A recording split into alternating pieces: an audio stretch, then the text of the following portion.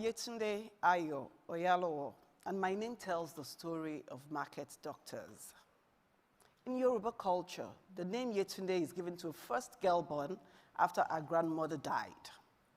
In months before I was born, my grandmother had a straightforward case of diarrhea, easily treated if she lived near anyone who could treat her. But in days it took her to get to the hospital, it was too late. This tragedy shaped my life in many ways. My father, of blessed memory, encouraged me to go to medical school, in part to make sure that nothing like that ever happened to our family again.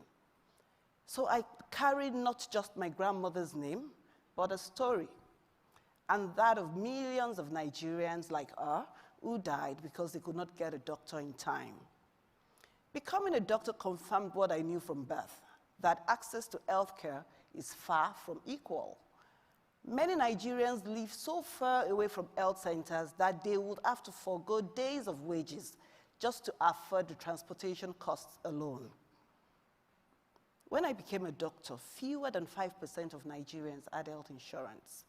And today, more than 70% of the population works in the informal sector, where health insurance is even out of reach.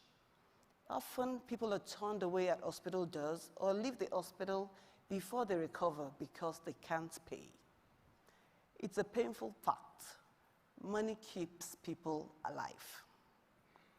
I knew if I wanted to prevent deaths like my grandmother's, I needed to meet people where they are. So I focused on a place familiar to almost everyone, the market. Electricity isn't always reliable in Nigeria, so we shop for perishables about 3 times a week. Nigerians get everything at the market: food, clothing, furniture, and we also find connection and friends there. So I thought, why couldn't people add healthcare to their shopping bags? I knew from my training that preventive care like blood pressure readings and diabetic screenings will make a huge difference for most people. It could even save lives. So underneath a canopy, sitting on a folding chair, my team and I welcomed our first patients. We called ourselves market doctors.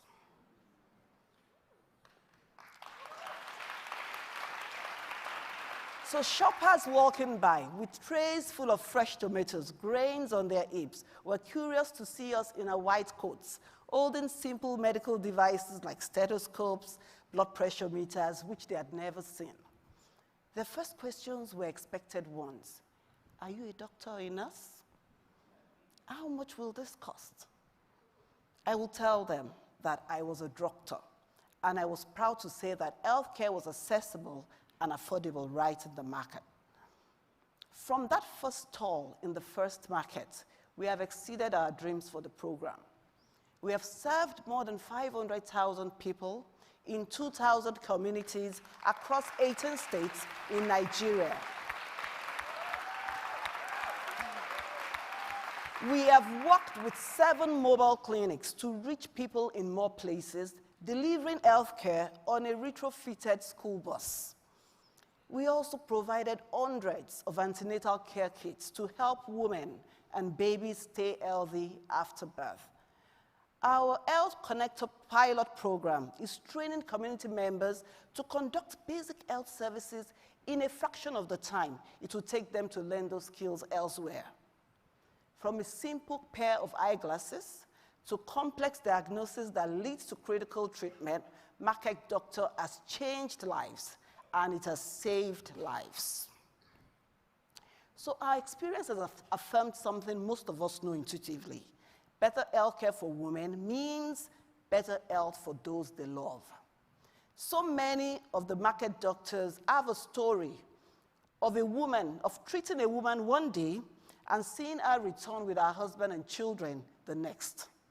Some 70% of our visitors to our outreach events are women. Women are our most powerful ambassadors.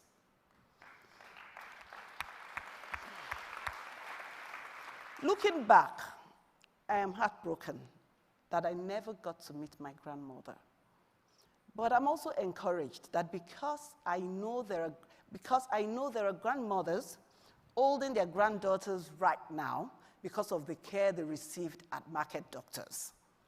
That's why I'm going to keep growing Market Doctors as much as I can. I hope you will help women rewrite a new chapter in their family stories too. Thank you.